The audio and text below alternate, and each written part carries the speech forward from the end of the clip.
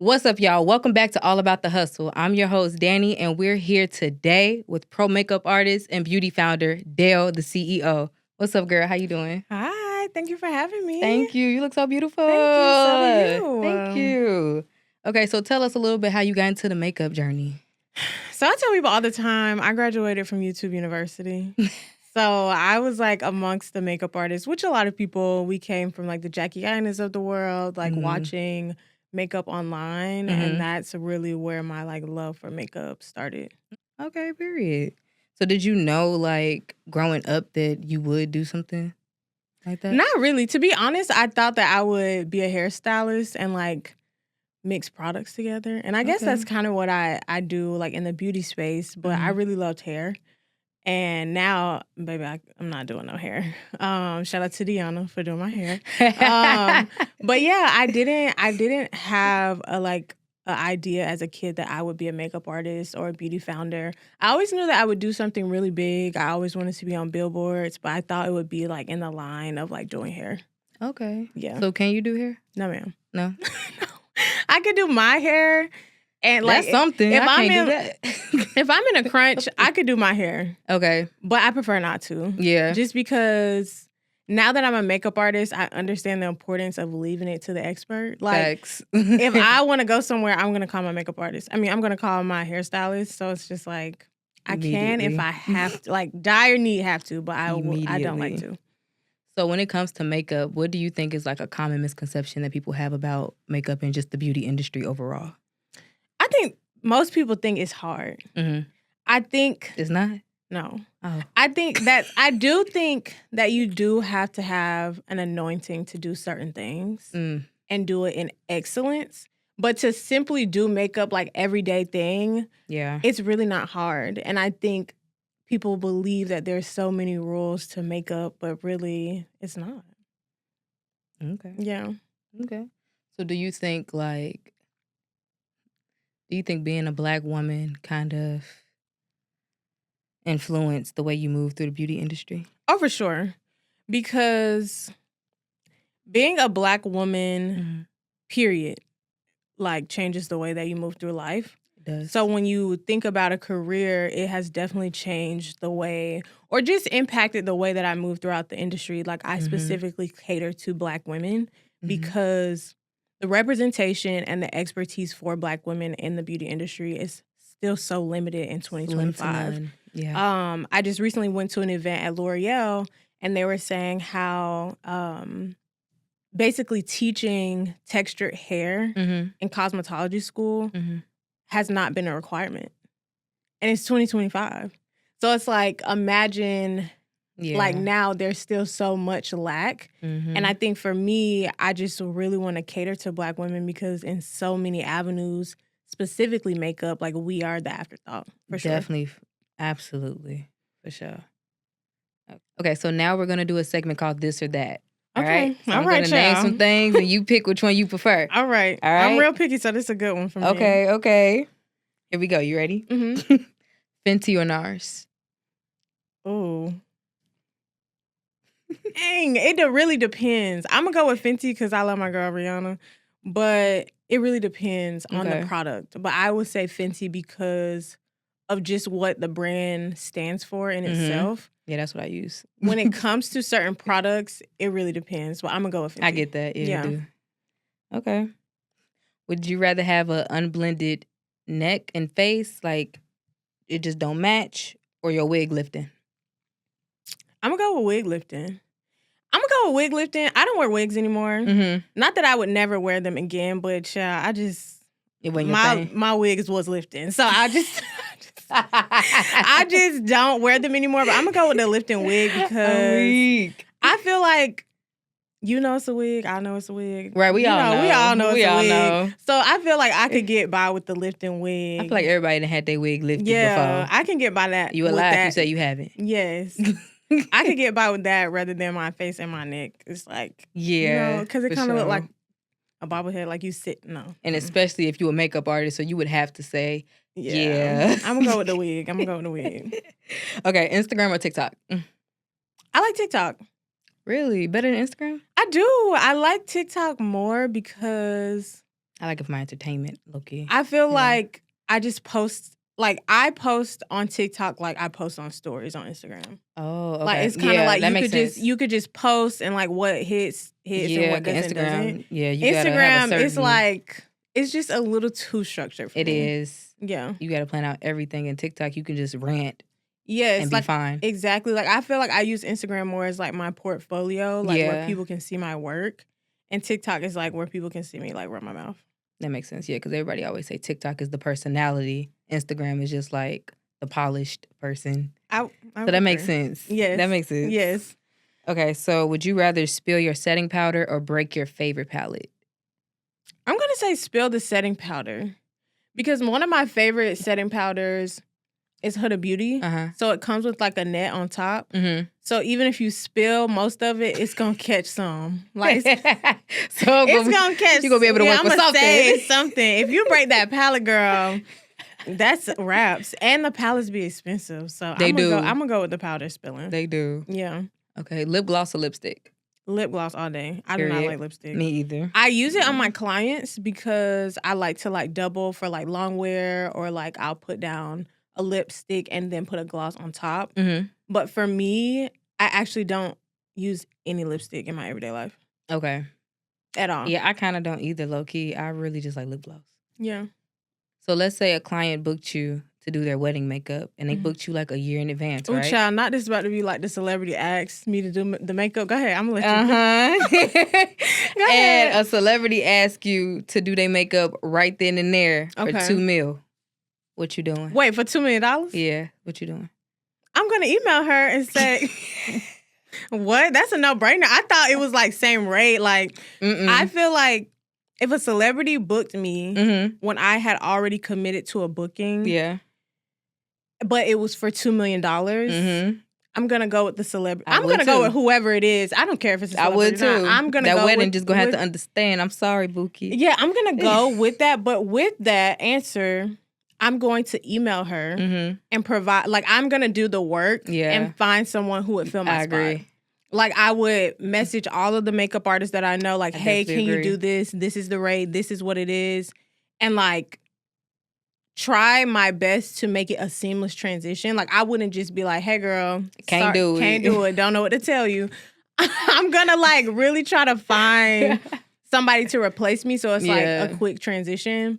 But the $2 million, like, that's a no-brainer. At all, okay.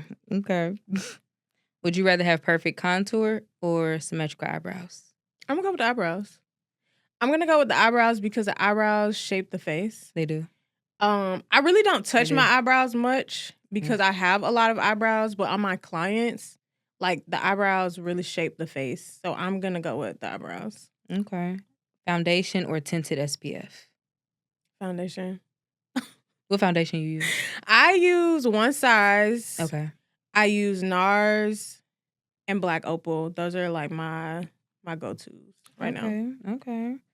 And then last question, lip liner or lip stain? I would say lip liner. I've seen the trend with the lip stain as the liner. Have you used it? I haven't done it before. I haven't done it. Not to say it's not good, but I just haven't tried it. Me either. Yeah, I'm going to go with lip liner. I said I want to, but I never tried it. Yeah. Okay, so you're the creator of Black Beauty Block Party. Yes, ma'am. What's going on? What was the spark behind the idea of that? Because that's definitely something that was needed. Yes, I would say I tell people so much that I really love Black women. Like, hands down, I love Black women. And I am blessed to be able to just have an opportunity to have one-on-one sessions with Black women almost every day, where I'm getting to learn about their life and, like, literally simultaneously changing their life within an hour. Like, beauty is such, like, people think it's just beauty, but it's really not. It's really a transformative aspect where you could change someone's life in an hour. This is so true. Like, in 30 minutes. Because your mood just changed when you get cute. Yes, like. Instantly. Instantly. So I think that's really where it came from, where as a makeup artist, I really had the opportunity of doing one-on-one sessions with my clients and wanting to scale that experience. Like, I wish I could clone myself, but I cannot. So my idea of it was creating this Black Beauty universe where I'm not just touching the lives of one client, I'm touching the lives of hundreds of Black women, Mm-hmm. hundreds of women in the space where we can talk about beauty. We don't just talk about beauty. I mean, you were there. Like, we Yeah. talk about more things that have to Yeah. do with just like the Black experience. And I think that's really where it came from, like my love for Black women and wanting to really change lives in a scalable way. Because it's like, as a makeup artist, you can ask any makeup artist, it's like, we want to do hundreds of faces a day, but you just can't do that. Right. And it was really, I feel like, something where I was having a conversation with God of like, how can I touch more Black women and in a grand way. I love that. That's dope. How long have you been doing the Black Beauty Block parties? This will be our 3rd year. Okay. So we started in 2023. Mm-hmm. So this will be our 3rd. Is my math right? Yeah, 2023. Oh my God. That's so crazy that the time is like going so fast. It is. We started in 2023. I was a founder before that. Okay. So I started a business in high school where it was called La Bio Couture, where I did like body butters, body oils. That's why, like, if I'm ever at a beauty festival, my first tent that I'm gonna go to and buy like hella stuff is like anybody selling body oils, anybody selling like body butters, because when I was in high school, I had that business. I love that. And then I started doing makeup. Okay. And I started the lab. And that's really where Lab Beauty came from, because we had an online like extension where you could shop live and also watch like the tutorials that we were creating. And then it was Black Beauty Block Party was like the next phase of that experience. And that's how we now have Lab Beauty, which is the parent company, like the main company that's powering Black Beauty Block Party. Okay, that's dope. So when it comes to picking like the vendors and like the brands that you partner with for Black Beauty, how do you go about that? Like, what does the early stages of planning look like for you? It's really just going for it. Mm-hmm. Like, some Saturdays I might set a timer and just email all of the previous vendors that I've worked with, or think about like how I can connect with founders that I want to connect with. Yeah. Because prior to being a makeup artist, I worked in consulting. And I did executive consulting, which we were responsible for like placing C-level executives in like CMOs or CFOs and like tech companies. And it taught me that you could touch anybody that you want to talk to. Like, you can. Especially if you're adding value to their life. Yes. So these were like random people that we were connecting with. We had not, some of them we didn't know. But it's a way to connect with everyone. So, I really just reach out. Like, DM, LinkedIn. Like, sometimes I'll cold email, cold call. Like, do you want to be a part of this? And it works out for me. So, So when is the Black Beauty Block Party this year? So this year, 2025, our next Black Beauty Block Party is September 14th.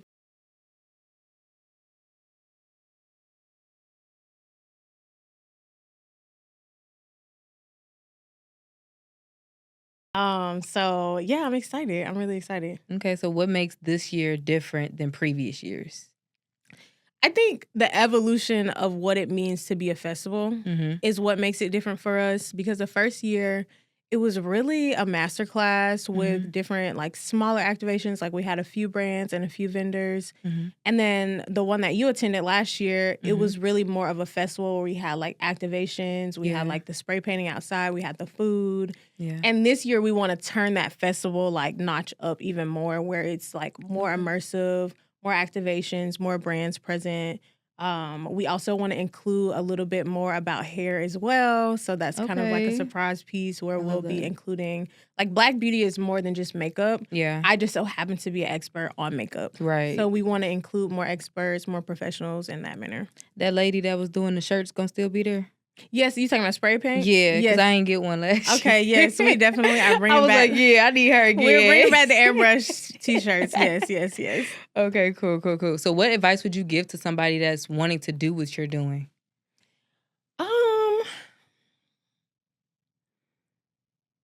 I would say the best advice I could give anyone to bring any blueprint to life is just do it. Yeah. Like, and this is not a Nike ad, but it's like, I think in this generation, and I'm specifically speaking to myself, I think we're really addicted to learning. Yeah. And like we have so many apps and so many things that like help us learn how to do things. And we have the privilege of watching people do things as well. Like YouTube, POV, like vlogs, like I think that we're addicted to learning. And I think my biggest advice would be to execute. Like make a plan, give yourself a timeline, and just start doing. And like once you start getting it in rotation, like you'll just keep going. So, yeah. Okay, period. I love that. Sure. So, what does the word hustle mean to you? Oh, I really don't like that word hustle. But because it's you, I love it. Normally, in my everyday life, I don't use the word hustle because I'm from Atlanta. So, it's like when I think of hustle, I feel like a lot of times you're trying to like pull at so many different things just because like maybe a lack of resources or you're trying to be mobile or like elevate yourself out of a certain space. So usually I don't use the word hustle, but to me, just from a positive light, I think I admire the hustlers in the world and people who do find a way to take themselves out of one position and bring themselves into another. Like, the people who are creating their stories and not letting life create it for them. And I think that's what it means to me in a positive way. Like, you're able to really create your own narrative. And not only are you creating your own narrative, but you're creating your own blueprint and you're bringing it to life. It's not like you're just saying like, I want to live this life. No, you want to live this life and you actually end up living that life. I like that. Like, how beautiful is that to say, this is what I want, and you actually go and get it. Because a lot of people... That's rare. You know, a lot of people, they just... Life kind of just comes at them, and they continue to move. Yeah, but some people just take whatever is thrown at them. But I feel like a real hustler is someone who can figure out how to have the life that they want. And one of my favorite artists is Jeezy. So it's like, he's like... All of his music is about, like, getting to it. Like, it's about going from nothing to something. Right. And I think... The beautiful part, too, about hustling is when you can go from a place of hustling and then it just is attracted to you. Like, I think every entrepreneur starts in a space where it's like, it's hustle mode. I'm doing everything by myself. I'm figuring it all out. And then I think it's a beautiful transition where it's like opportunities start to come to you. They literally start to drop in your lap because you've already placed yourself in position. Yeah, you literally just got to put yourself out there. Exactly. Real. So I think, yes. So... Usually I don't use the word hustler, but I do believe that it's like a positive aspect of it. Okay. So do you have a dream collab? A dream collab? Yeah. Do I have a dream collab? That's a good question. Whether it's a brand, an artist, anybody. I think for me, a dream collab would be for Black Beauty Block Party to be powered by like a conglomerate. I don't have the conglomerate yet of like who I would want it to be quite yet. Right. But you see it all the time with festivals like Essence Fest. It's powered by Coca-Cola. Yeah. Or like there's another festival, like a music festival in Atlanta. I can't think of the name, but it's powered by P&G. I think you're talking about One Fest. Yes. One Fest? I think so, yes. I attended last year. So I think that would be like my dream collab. Okay. Having Black Beauty Block Party like powered by a conglomerate. That's gonna happen. Yes, that's gonna happen. Thank you. Have you done any celebrities makeup before? Who would you say was like your favorite person doing? I guess it's like celebrity adjacent, but I got an opportunity to do makeup for Burna Boy's team. Oh, period. For the Grammys twice. And that was a good experience because I always enjoy the last time that I did makeup for his mom, his sister. That's always a good experience to me because as a makeup artist, I enjoy being a part of like big moments behind the scenes. And that specific Grammy performance, I think he was like the first to perform at the Grammys. Like, I think he was like the first Afrobeats artist to like perform at the Grammys or something around like making history with his performance. So to like be on the behind the scenes, like them all getting in the car and like you making sure that they're good before they get Mhm. there. Like something about that felt very empowering. Okay. To then watch the Grammys and it's like I was literally like with them before that happened. Like that feels really good. Yeah. So I just want to make more memories like that where I'm able to like be a part of big moments like before they happen. That's dope. I love that. Yeah. Okay. So when it comes to the Black Beauty Block Party, when did you have that I really pulled this off moment? Like, I know the adrenaline was rushing. So, like, when did you have that? Did that ever kick in for you? Like, wow, I really just pulled this off. When it was over. Like, immediately? Yes, I think when it was not even like immediately, like when I was watching people post it. Mm-hmm. So I think like for me, in the moment, I was just like going, like my mom was there, all of my friends was there, like Naomi was there, like everyone was there, like supporting the moment.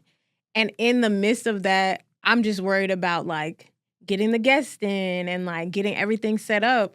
I'm not really thinking like, oh, we're about to have like all these people in here like enjoying like what I imagined. Yeah. It wasn't until after when I saw everyone posting like their recaps and I'm like, oh, this really like you Did you cry? I did. It was certain moments. Even when I was in the beginning, I think you got the video of it where I was just like, you guys are living in my imagination. Mm-hmm. And like I am very Yeah, I remember that. To me, that experience is so special because it's like I imagined this at some point in time. Like none of this existed. I knew none of you guys. Right.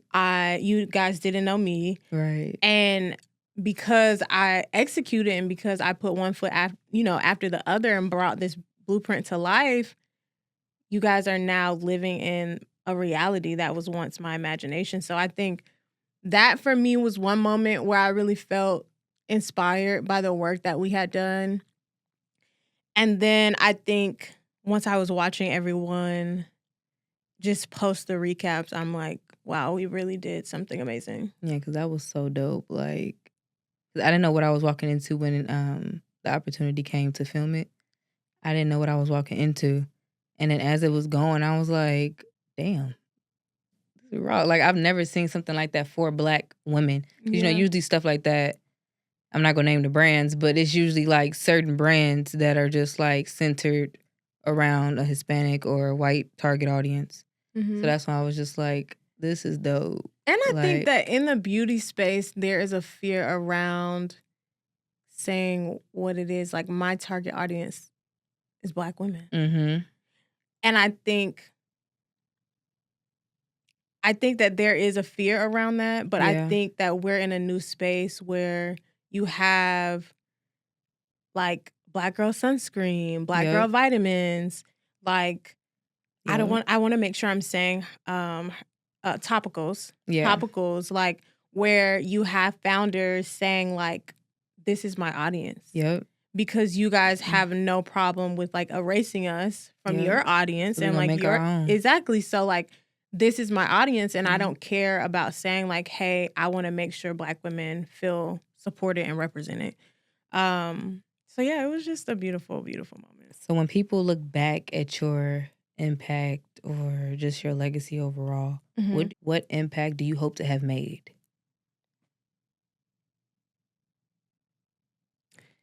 I hope that whenever I spoke to people, whenever I encountered people, that they saw God in me and that they felt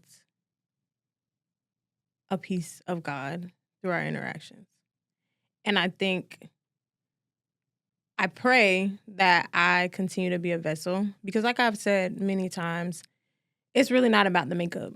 Yeah. Like I do feel that I'm anointed to do makeup, but it's not about the makeup. It's about like making people feel beautiful and making people feel loved and making them feel empowered to do things that are bigger than themselves. So I just pray that when people think back on like, who is Delshani? That's my full name, Delshani. Oh, wow. Who is Delshani? Delshani made me feel loved and I felt a piece of God by like engaging with her. I pray that's what people feel. And on that note, we're going to close out. Thank you. That ate. And then where can we keep up with Dell, the CEO? So you could follow me at Dell the CEO Mm-hmm. on Instagram, and then my TikTok is What the Lab. Mm-hmm. So it's what.thelab, Okay. and we post like updates on both of those platforms. Okay, period. So before we close out, I'm gonna give you 2 statements and I want you to fill in the blank. Okay, oh All right? Lord, okay. I know you said you don't like the word hustle, but No, I don't mind. I don't mind. Okay, so my hustle taught me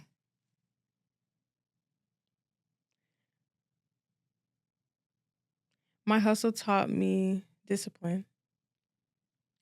the future of Black beauty is. The future of Black beauty is global. Oh, period. Period. So thank you for coming. Thank you for Thank you for having me. Thank you. All right, y'all. So that's it for All About the Hustle for this week's episode. Tune in next week. Bye.